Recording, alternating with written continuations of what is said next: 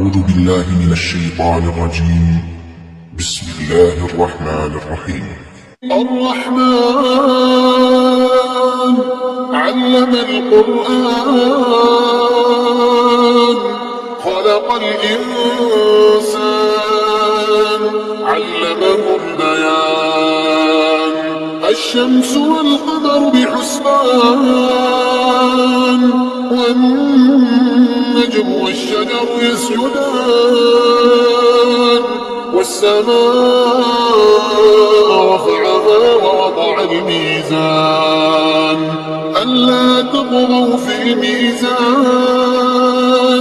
وأقيموا الوزن بالقسط ولا تخسروا الميزان والأرض وضعها للأنام فيها فاكهة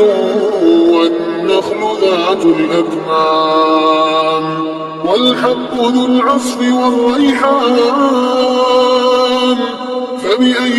آلاء ربكما تكذبان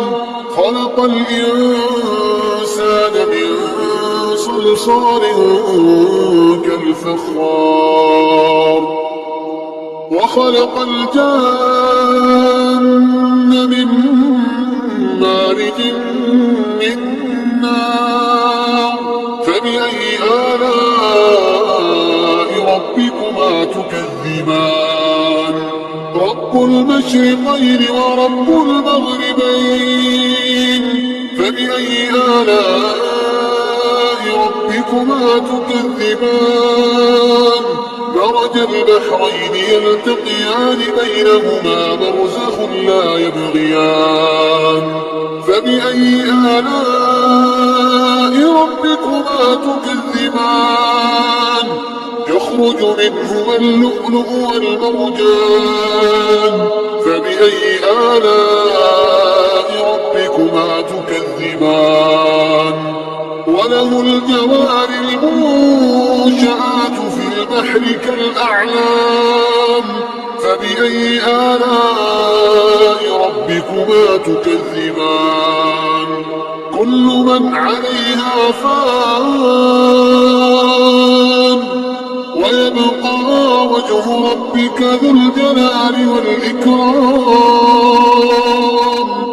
فبأي آلاء ربكما تكذبان يسأله من في السماوات والأرض كل يوم هو في شأن فبأي آلاء ربكما تكذبان سنفرغ لكم أيها الثقلان فبأي آلاء ربكما تكذبان يا معشر الجن والإنس إن استطعتم أن تنفذوا من أقطار السماوات والأرض فانفذوا لا تنفذون إلا بسلطان فبأي آلاء ربكما تكذبان يرسل عليكما شواظ من نار ونحاس فلا تنتصران فبأي آلاء ربكما تكذبان فإذا انشقت السماء فكانت وردة كالدهان فبأي آلاء ربكما تكذبان فيومئذ لا يسأل عن ذنبه إنس ولا جان فبأي آلاء ربكما تكذبان يعرف المجرمون بسيماهم فيؤخذ بالنواصي والأقدام فبأي آلاء ربكما تكذبان هذه جهنم التي يكذب بها المجرمون يطوفون بينها وبين حميم آن فبأي آلاء ربكما ربكما تكذبان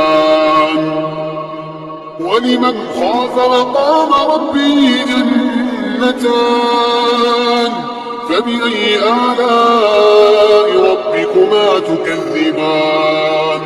ذواتا أفنان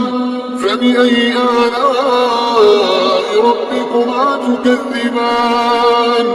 فيهما عينان تجريان فبأي آلاء ربكما تكذبان فيهما من كل فاكهة زوجان فبأي آلاء ربكما تكذبان متكئين على فرش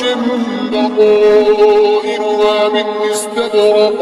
وجنى الجنتين دان فبأي آلاء ربكما تكذبان فيهن قاصرات الطرف لم يطمثهن إنس قبلهم ولا جان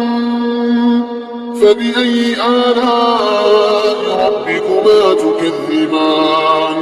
كأنهن الياقوت والمرجان فبأي آلاء ربكما تكذبان هل جزاء الإحسان إلا الإحسان فبأي آلاء ربكما تكذبان ومن دونهما جنتان فبأي آلاء ربكما تكذبان مدهامتان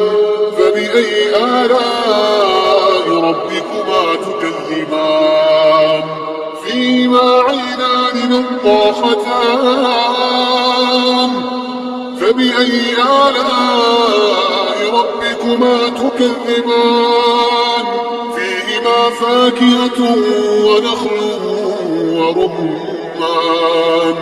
فبأي آلاء ربكما تكذبان فيهن خيرات حسان فبأي آلاء ربكما تكذبان حور مقصورات في الخيام فبأي آلاء ربكما تكذبان لم يطمثهن إنس قبلهم ولا جان فبأي آلاء ربكما تكذبان متكئين على رفرف خضر وعبقري حسان فبأي آلاء ربكما تكذبان تبارك اسم ربك ذي الجلال والإكرام.